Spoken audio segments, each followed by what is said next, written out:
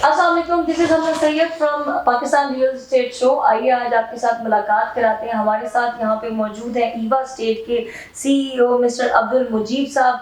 अस्सलाम वालेकुम। जी वालेकुम सलाम। कैसे हैं सर? अल्हम्दुलिल्लाह, आप सुनाएं। अल्लाह का शुक्र, बिल्कुल ठीक ठाक। सर पहले तो ये बताएं कि बहावलपुर में रियल एस्टेट का क्या नॉर्म चल रहा है आजकल? रियल स्टेट ओवरऑल मुल्की हालात के हिसाब से थोड़ा सा स्लो ही जा रहा है। वैसे रियल स्टेट ठीक है अल्हम्दुलिल्लाह, लेकिन इस टाइम के ऊपर जो है थोड़ा सा स्लो है मार्केट में। लेकिन ये है कि अच्छी अपॉर्चुनिटी है इन्वेस्टमेंट के हवाले से, इन्वेस्टर हजरात के लिए भी, और जो एंड यूज़र है जिसने अपना घर बनाना है उसके लिए भी बहुत गोल्डन अपॉर्चुनिटी है मेरे ख्याल में ये इन्वेस्टमेंट के हवाले से और अपना वो करने के लिए। जबरदस्त। अच्छा, आपने स्टार्ट कहाँ से किया? कैरियर का स्टार्ट कहाँ से? कैरियर का स्टार्ट मैंने 2016 से एज आ पैशन रियल एस्टेट को सिलेक्ट किया। अच्छा। तो उसमें ये था कि पहले हमने पार्टनरशिप के अंदर एक दो प्रोजेक्ट किए, उसके बाद फिर हमने अपने इंडिपेंडेंट प्रोजेक्ट स्टार्ट किए भावलपुर में अल करीम गार्डन के नाम से। अच्छा। हाँ जी, तो उसके बाद इस टाइम हम फिर ओवरऑल मार्केट में हम सेल परचेज़ भी कर रहे हैं और ज़्यादा फोकस हमारा इस टाइम डीएचए है। डीएचए को हम फोकस कर रहे हैं सेल परचेज़ के हवाले से। जबरदस्त। जब भी हम बात करते हैं रियल एस्टेट की, उसमें डीएचए एक बहुत इंपॉर्टेंट रोल प्ले करता है। उसका मेन फैक्टर ये भी है कि उसके साथ इटसेल्फ एक नाम जुड़ा हुआ है जिसके ऊपर लोगों को एतमाद है, भरोसा है।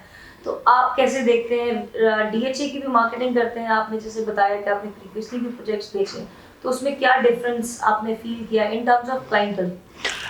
डीएचए में क्लाइंटल का ये है कि डीएचए को आपको ज़्यादा गाइड करने की ज़रूरत नहीं है। डीएचए खुद एक ब्रांड है और उसके ऊपर लोगों का कॉन्फिडेंस है, एतमाद है, ट्रस्ट है।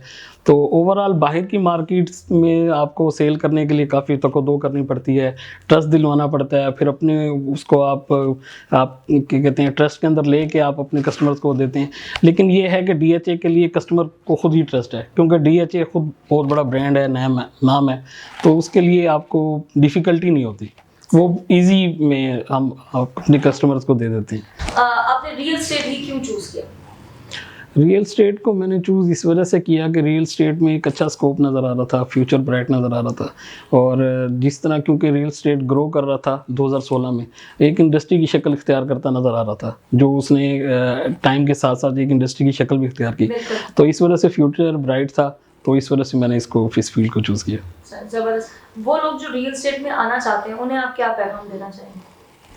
जो रियल स्टेट में आना चाहते हैं, पहले जिस तरह बताया कि गोल्डन अपॉर्चुनिटी है, ठीक है, इसमें रियल स्टेट में इन्वेस्टर हजरात के लिए तो बहुत ज़्यादा अपॉर्चुनिटी है, क्योंकि इस टाइम बिल्कुल जो मार्केट है वो बिल्कुल लो पॉइंट पे आई हुई है, मतलब बिल्कुल लो रेट्स हैं इस टाइम प्रॉपर्टी के।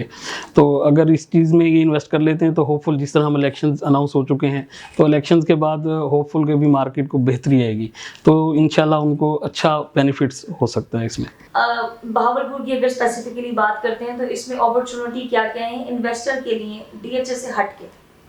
डीएचए से हट के बहावलपुर में 2-3 प्रोजेक्ट हैं जो इस टाइम न्यूली स्टार्ट हुए हैं। उसके अंदर अच्छी अपॉर्चुनिटी है। बहावलपुर में एक अरीना सिटी के नाम से है, रेजिडेंशियल का है, वो उसमें अपॉर्चुनिटी अच्छी है। उसके बाद एक अपेक्स मॉल की है, कमर्शियल प्रोजेक्ट चल रहा है। उसके बाद अरीना मॉल चल रहा है। तो ये अपॉर्चुनिटी हैं जिसमें हम कस्टमर या इन्वेस्टर इन्वेस्ट कर सकता है। ज़बरदस्त। अगर हम एक जनरल पर्सपेक्टिव पे बात करते हैं कि जब हम भी रियल एस्टेट के बारे में सुनते हैं तो जब भी हम रियल एस्टेट के बारे में सुनते हैं तो उसमें लोग ये कहते हैं कि भाई रियल एस्टेट जो है वो तो कोई भी आ जाता है, या उसके अंदर तो कोई भी पार्टिसिपेट करके एक रियल्टर बन जाता है। आपको क्या लगता है कि रियल एस्टेट को रन करने के लिए, सिंस आप रन कर रहे हैं 2016 से रन कर रहे हैं, तो उसमें स्किल सेट्स रिक्वायर्ड है, एजुकेशन रिक्वायर्ड है?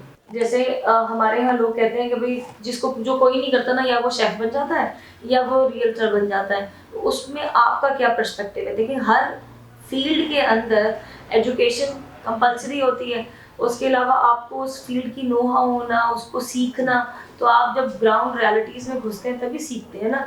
तो इस नॉर्म के बारे में आपका क्या कहना है? बिल्कुल ऐसा ही है कि जब तक आप किसी भी चीज़ के अंदर फील्ड के अंदर घुस के आप उस चीज़ को अंदर तक जाके नहीं देख लेते तो आपको उस चीज़ का अंदाज़ा नहीं होता।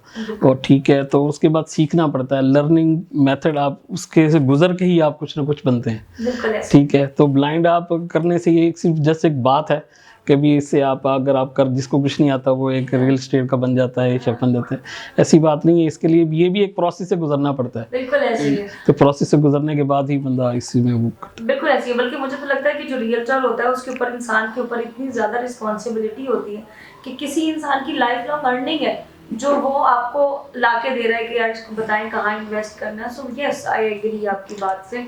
Sir thank you so much, आपने हमें टाइम दिया और आज के इंटरव्यू के लिए आपने हमें टाइम दिया। ऐलान के बारे में आप कुछ कहना चाहेंगे?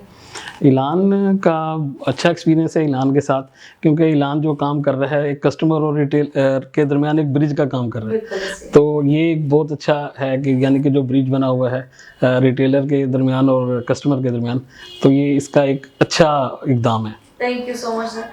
Thank you so much. This was our today's episode of Pakistan Real Estate Show. इंशाल्लाह आपके साथ अगले एपिसोड में मुलाकात होगी, तब तक के लिए अल्लाह हाफ़िज़।